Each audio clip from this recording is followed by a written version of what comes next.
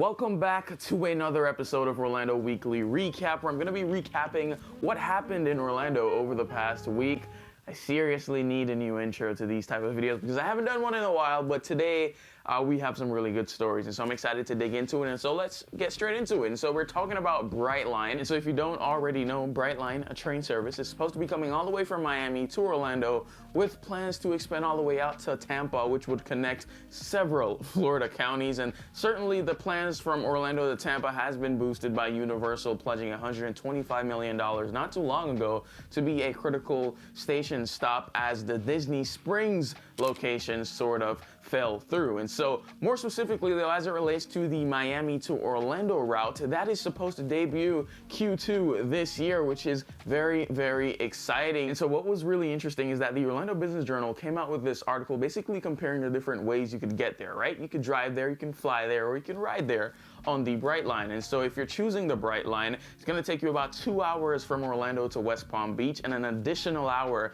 to Miami, depending on the number of stops that they have. And so similar to how you have economy and first class on flights, you're going to have smart class and premium class on the Brightline. And so what exactly does that get you? Well, if you're smart class, you're essentially just getting a seat, get some USB cables, charger connectors, that kind of thing. You can purchase snacks and beverages if you want to. If you go premium, you're gonna get free snacks and beverages, priority boarding, a dedicated lounge, ride share service, and a bunch of other little goodies that I think will entice people to go that route. And so they haven't essentially released pricing officially yet, but based on some previous statements made, it's expected that the price of the ticket one way from Orlando to Miami is going to be right around $100. And so if you're going maybe West Palm Beach or any of the 5 stops before, it's probably going to be less. And so when you look at that compared to flying, they said it's on average between $129 to $192. And flight time is going to be roughly about an hour and 15 minutes. However, although that is much, much shorter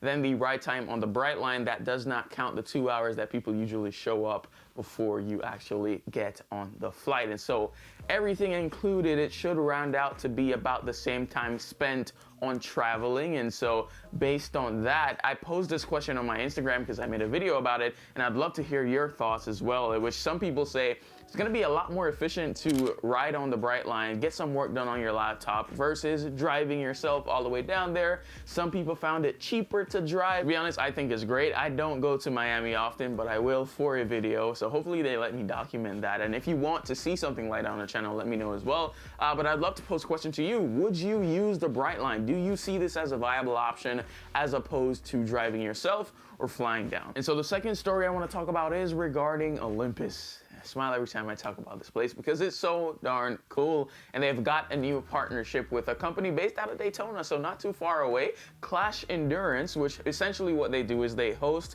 and they market endurance sports events like triathlons, duathlons, cycling, running, not only in the US but all over the world. And so this is a very good fit for what Olympus is trying to cultivate. I mean, you got the senior advisor of sports and development for the Olympus project saying that these people, they essentially eat, breathe, and sleep health and wellness and endurance sports and all that kind of stuff, which wow, almost died talking about Olympus. But it really seems like a perfect fit, and so because of this partnership, Olympus will now include a 1 mile criterium course, which is cool. And I also want to highlight something that he mentioned, which you should be reminded of, which he said every venue in Olympus, you're going to have the Ice Sports Center, the championship red clay tennis courts, and also you're going to have the soccer stadium as well. And so all these venues are going to be broadcast ready. They already have a partnership with a broadcast company that has done work for Fox Sports and some really big news stations. And so this is really going to put Clermont, Orlando on the map when it comes to health and wellness. The town center looks amazing, as you can see by these renderings. You got $100 million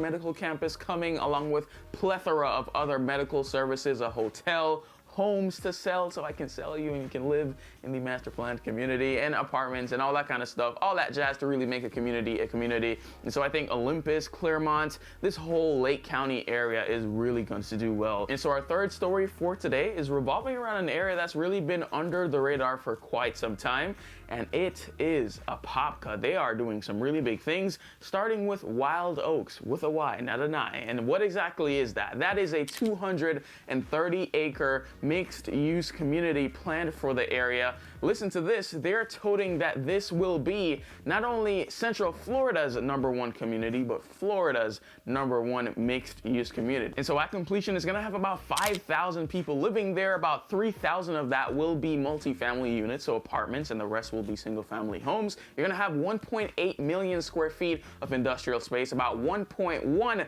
million of non-residential space, and so that's gonna include everything from craft breweries, they say.